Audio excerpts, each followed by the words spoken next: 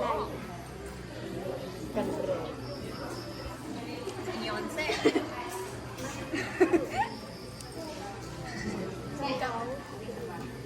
เขาเร็วชิบหายเขาเร็ว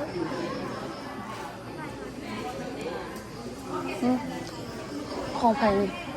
มีน้อย สบายดีทุกคนอลิสาสมัยจันทร์วันนี้เขาก็มาเฮ็ดบุญน้ำกันนะทุกคนอยู่ที่วัดพลตอง สวัสดีซ่องไผ่นี่ วันนี้ ซ่องนี่น้อยแล้วก็ซ่องแม่ แล้วก็ซ่องแม่น เอาสรุปถ่าย ำ สองไป ทั้งสองเลยรวมกันเลยทั้งแบ่ง นั่นแหละเนาะทุกคนเพราะว่าตอนนี้หันมีซ่องมีน้อยแล้วก็ซ่องเมย์เฮ็ดน้ำกันเลยว่าเพราะว่าคลิปนี้ชิลงซ่องไผ่นะคะ บ่ได้ดี ค่ะ ๆ เบิ่ง เพราะว่าซ่องมีน้อยแล้วซื้อว่าจังไดซ่องแม่ซื้อว่าจังได ซ่องมีน้อยสตอรี่แล้วก็ซ่องเมย์น้องอลิสาซึ่งก็คือแบบซ่องเมย์ แม่น้องอาริสามีน้อยสตอรี่มันจะเป็นรวมกันอยู่ใน3คนเลย วันนี้เขาก็มาเฮ็ดบุญบุญข้าวสากนะทุกคน หลังจากพันบุญห่อข้าวประดับดินแล้วเขาก็มาให้บุญข้าวสากแล้วเบิ่งไอ้ด้าก็มา มันนอนอยู่ น้อยค่ะไอ้ด้าเนาะวันนี้คุณน้อยก็มาแต่ว่าเราใส่ให้นักเรียนกินเลยนะนอนละ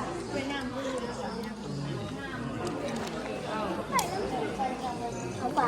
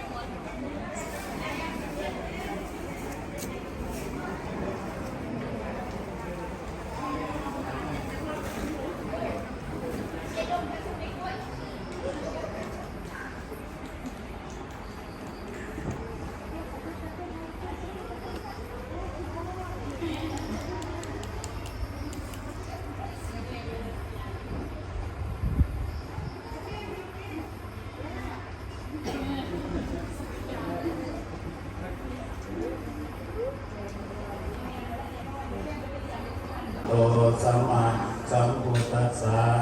นะโมตัสสะภะคะวะโตอะระหะโตสัมมาสัมพุทธัสสะนะโมตัสสะภะคะวะโตอะระหะโตสัมมาสัมพุทธัสสะพุทธังสรณังคัจฉามิพุทธังสรณังคัจฉามิธัมมังสรณังคัจฉามิธัมมังสรณังคัจฉามิสังฆังสรณังคัจฉามิสังฆังสรณังคัจฉามิทุก